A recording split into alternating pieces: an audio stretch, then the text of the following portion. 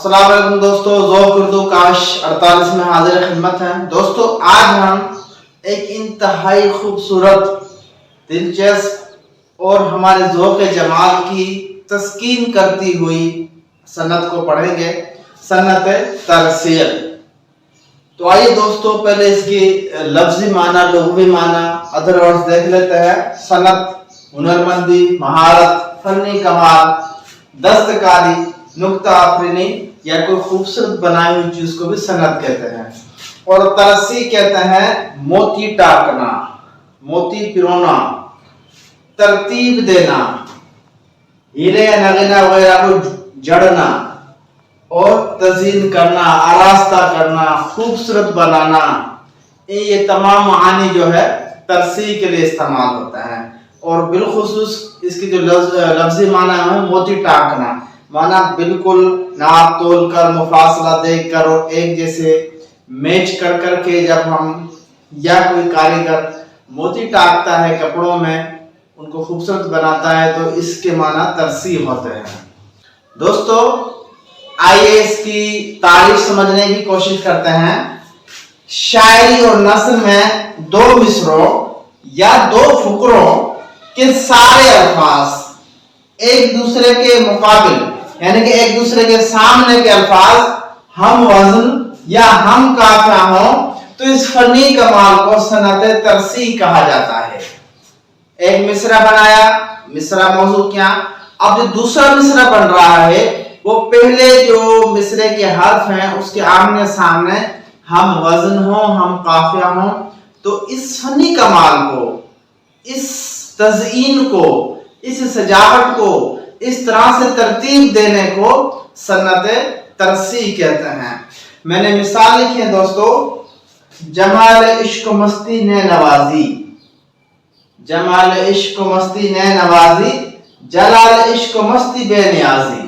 اب دیکھیں یہاں پہ جمال اور اس کے مقابل میں ہم، سمجھ رہے ہو، قافیہ ہے اس کا جمال، یہاں وزن بھی ہے اور قافیہ بھی ہے۔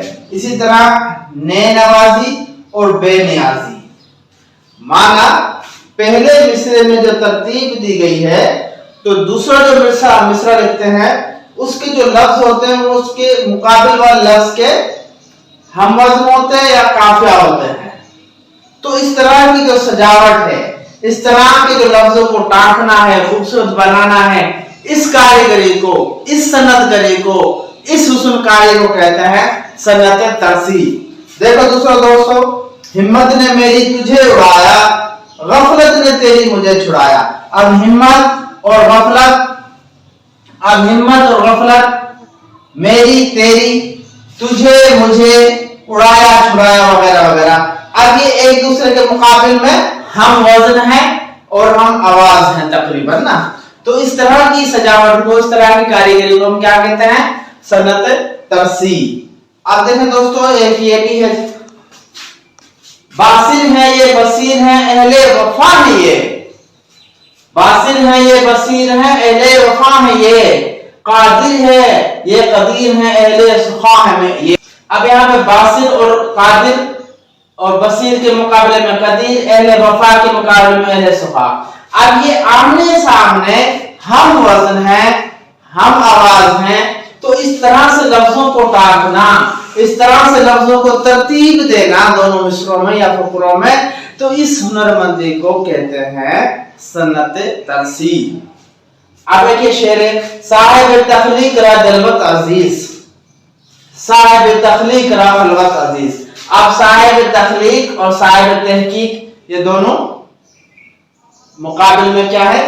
ہم آواز اور ہم قافیہ ہے۔ اسی طرح خلوت، اسی طرح دوستو خلوت اور جلوت یہ دونوں ہم وزن اور ہم قافیہ ہے۔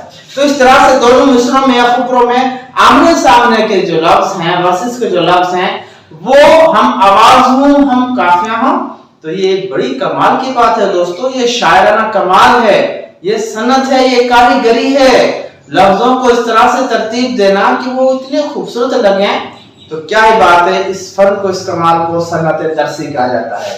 مثال کی بات ہے، اب یہ غالب کا شعر ہے، اب اس کے آمنے سامنے تو نہیں ہے لیکن اس شعر میں بہت سے لفظ ایسے ہیں جو ہم آواز اور ہم وزن، جیسے جب وہ جمال دل فروز، صورت مہر نیم روز، آپ ہی ہو نظارہ سوز، پردے میں منہ چھپائے کیوں۔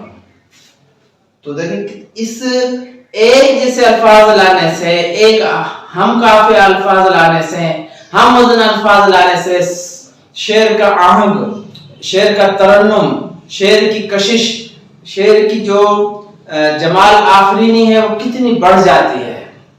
جب وہ جمال دل فروز، صورت مہر نیم روز، آپ ہی ہو نظارہ سوز، پردے میں منہ چھپائے کیوں۔